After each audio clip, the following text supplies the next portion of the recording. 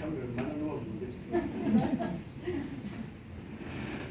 Eti geçti duydun mu? Bıçak kemikte! Bıçak kemikte! Çok yorgunsunuz arkadaşlar. Yeni başlıyor arkadaşlar. Ben sizden daha fazla başlıyorum. Yeniden başlıyoruz. Eti geçti duydun mu? Bıçak kemikte! Bıçak kemikte! Bıçak kemikte! Bıçak kemikte! Bıçak kemikte! Bıçak kemikte!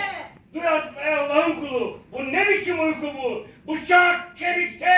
Bıçak kemikte! Bıçak kemikte! Bıçak kemikte! Bıçak kemikte!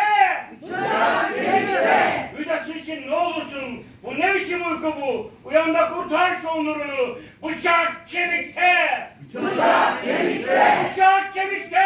Bıçak kemikte! Bıçak kemikte! Bıçak kemikte! Verilmemiş alınmış hep.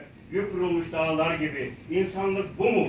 Çalıyor sömür imdat çanları. Kımılda da kurtar şu onurunu. Bıçak kemikte! Bıçak kemikte! Bıçak kemikte!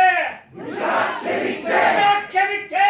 Bıçak kemikte! Toprakta paylaşılmış, kıyılarda yağmalanmış, umut hacizde. Ya bu neyin kuşluğu bu? Sana yokluk, sana yasak, sana dam. İnsan değil haşa, bir yağmacı soyu bu. Bıçak kemikte! Bıçak kemikte! Bıçak kemikte! Bıçak kemikte! Bıçak kemikte!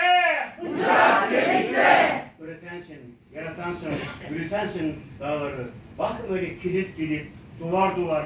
Yetsin artık bu susku. Kaldır başını. Bıçak kemikte! Bıçak kemikte! Bıçak kemikte! Bıçak kemikte! Bıçak kemikte! Bıçak kemikte! Anasının boynu bükük, babasının kolu kırık, oğulları kan içinde. Kalsın benim davam, divana kalsın demiş Ozan. O divan sensin artık. Kaldır başını ve haykır. Bıçak kemikte! Bıçak kemikte! Bıçak kemikte! Bıçak kemikte! Bıçak kemikte! Bıçak kemikte! Evvel gidenlere selam olsun. Bravo!